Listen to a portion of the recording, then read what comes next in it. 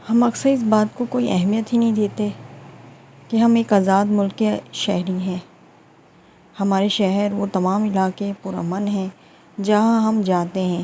یہ آزادی اور یہ امن فوج اور سیکیورٹی اداروں کی وجہ سے ممکن ہے، جو 24 گھنٹے ہمارے ملک کو بیرونی اور داخلی خطرات سے محفوظ رکھنے کے لیے کام کرتے ہیں۔ ان کا کردار ملک کی دفاع اور سلامتی کے لیے سویلین حکومت کی رہنمائی میں کام کرنا ہے، اور ان کے اہلکار بڑی ضرورت پڑنے پر فرض کی راہ میں بڑی قربانیاں دیتے ہیں۔ ہماری افواج کی جانب سے فراہم کی گئی دفاع کی خدمات کا سالانہ جشن قومی یوم دفاع کے طور پر منایا جاتا ہے۔ یوم دفاع جیسے کہ نام سے ہی ظاہر ہے، اس دن یاد منایا جاتا ہے جس دن ہماری افواج نے 1965 میں ہندوستانی افواج کا ڈٹ کر مقابلہ کیا تھا اور اپنے ملک کا دفاع کیا تھا۔ اسے ہر سال 6 ستمبر کو منایا جاتا ہے۔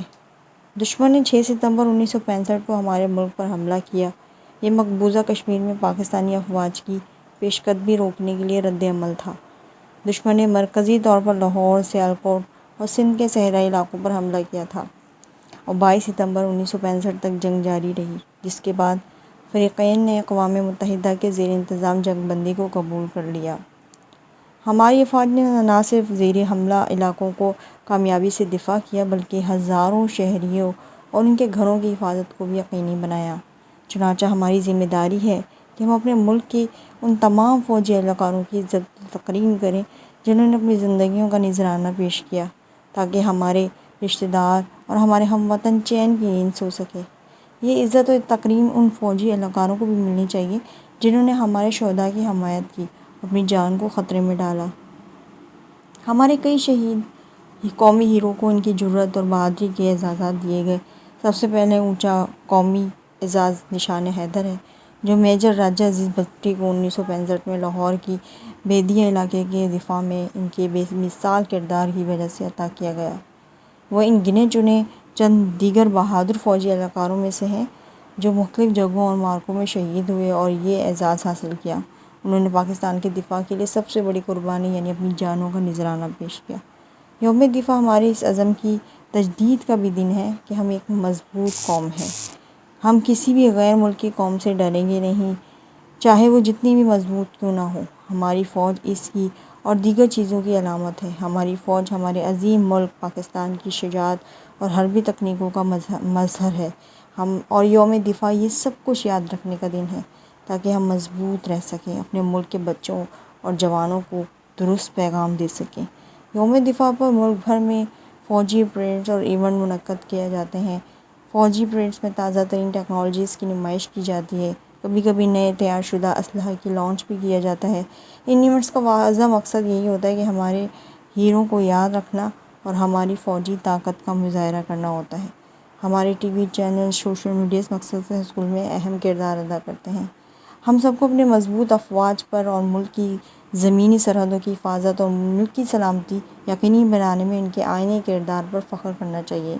ہم بھلے ہی معاشی مسائل کا شکار ہوں، مگر ہم غیر ملکی خطرات سے محفوظ ہیں، کیونکہ دنیا میں کئی لوگوں کے مطابق ہماری افواج ایشیا کی بہترین افواج میں سے ہے۔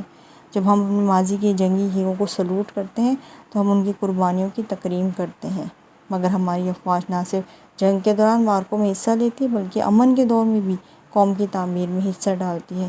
اب سیکیورٹی فورسز اکثر قدرتی آفات سے متاثرہ علاقوں میں مدد پہنچاتی ہے اور سیلابوں اور زلزلوں کے دوران ریلیف کی خدمات بھی سر انجام دیتی ہے۔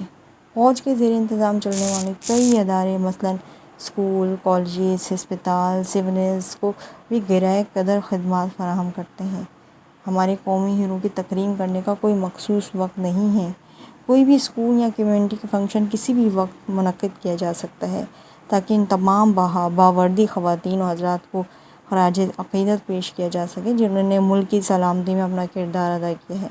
ان کی اہمیت اور ان کی کوششوں کے بارے میں ہم سوشل میڈیا پر آگاہی بھی پھیلا سکتے ہیں۔ ہمارے گھروں میں اور دوستوں کے ساتھ گفتگو میں ہم فوج کی اہمیت اور اس کے آئینی کردار پر بات کر سکتے ہیں۔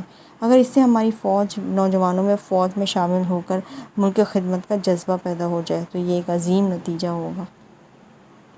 یوم دفاع ہمیں یہ چیز یاد دلانے کی کوشش کرتے ہیں کہ ہمیں ابھی بھی دفاع کی ضرورت ہے، نہ صرف خفیہ دشمنوں سے دفاع کی ضرورت ہے، بلکہ ظاہری دشمنوں سے بھی ابھی بھی دفاع کی ضرورت ہے۔ دفاع کی ضرورت ہر وقت ملک کو رہتی ہے۔ تو اللہ تعالیٰ ہمیں ایسے نوجوان تیار کرنے کی توفیق عطا فرمائے کہ ہم اس ملک کے دفاع کو مضبوط و مستحکم بنا سکیں۔ شکریہ۔